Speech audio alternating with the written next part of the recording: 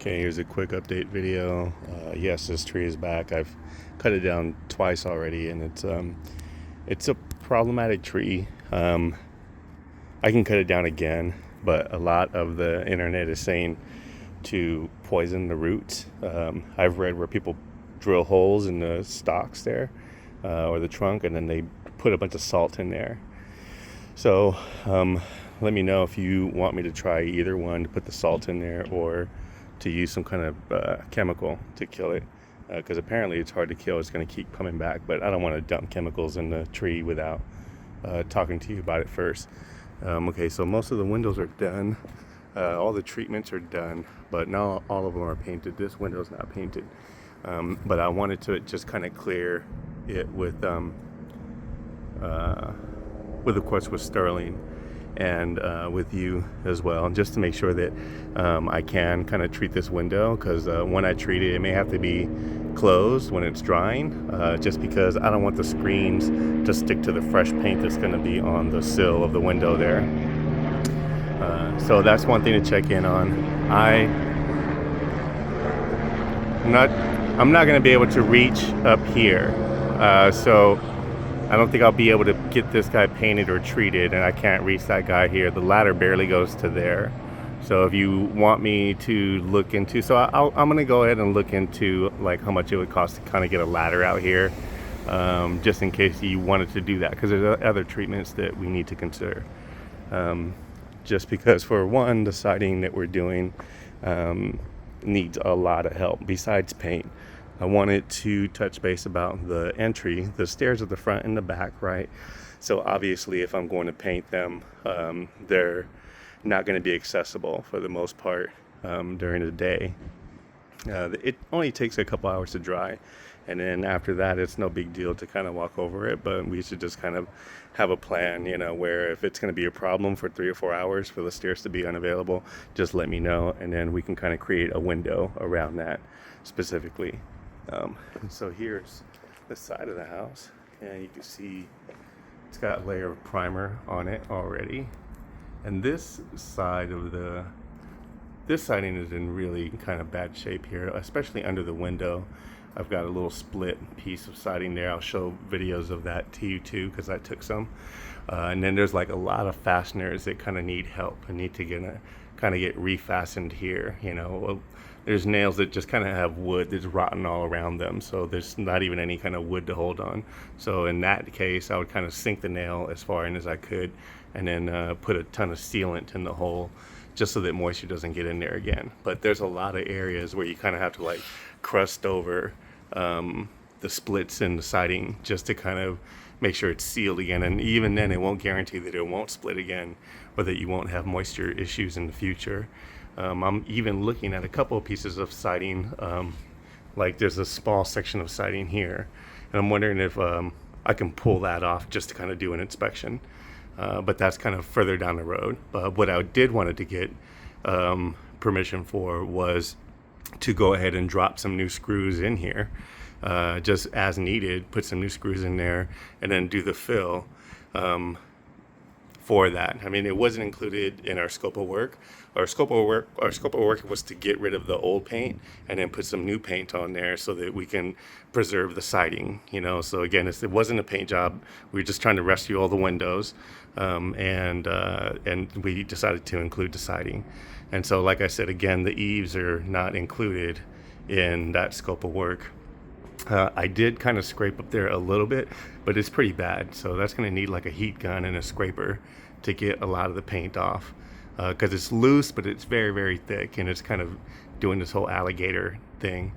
Anyhow, this is that side of the house. So you see there's a coat of primer there, and there's a coat of primer on this side of the house as well. And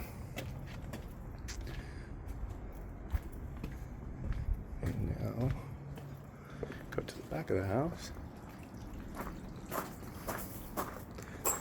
So this side of the house looks pretty good.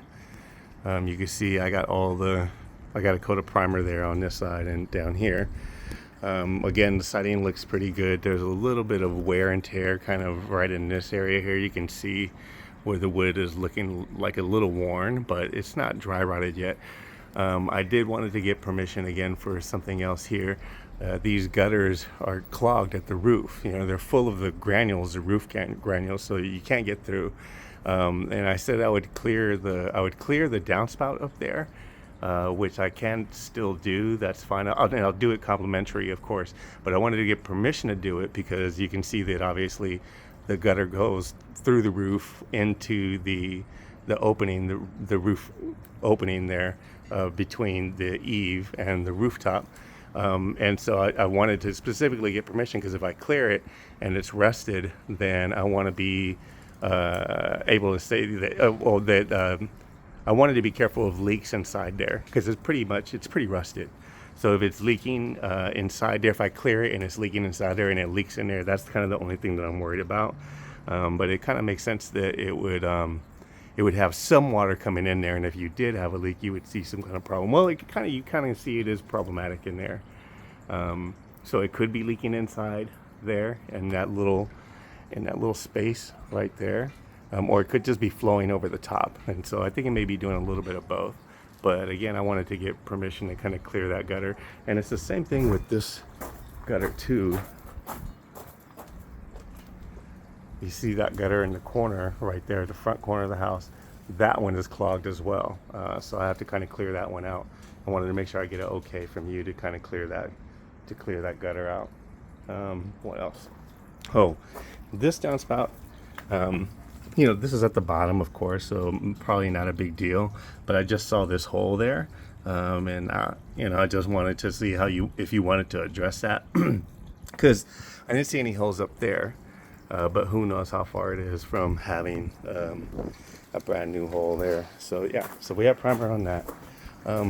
These are the last windows besides the one that's around the front corner there that we saw first in the video. These have this one's been scraped. This one has not, and so this one just needs primer and paint, and this one needs a treatment and primer and paint.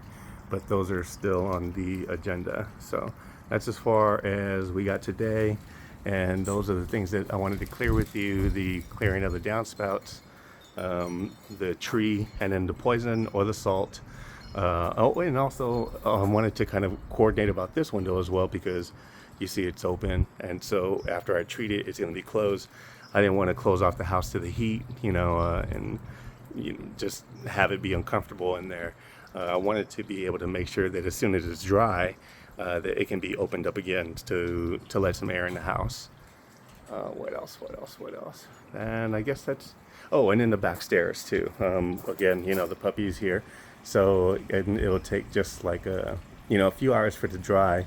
But I wanted to talk to everyone to see what a good window is to take care of the stairs. I'm pretty flexible, but I just wanted to make sure that if the stairs are not accessible, that the dog has access to go outside, or I don't know how often she goes potty, or we can set it up so that she's walked or whatever while they're being done. Then that way we don't have to be inconvenienced, and the puppy doesn't have to get her toes all painted. Hi, kitty. How you doing, baby? Yeah, kitty, she's so sweet. She says hi all the time. Hi, kitty. He's such a good kitty. Yeah, okay. And I guess that's pretty much it. Let me know if you have any questions or concerns. Thanks. Bye.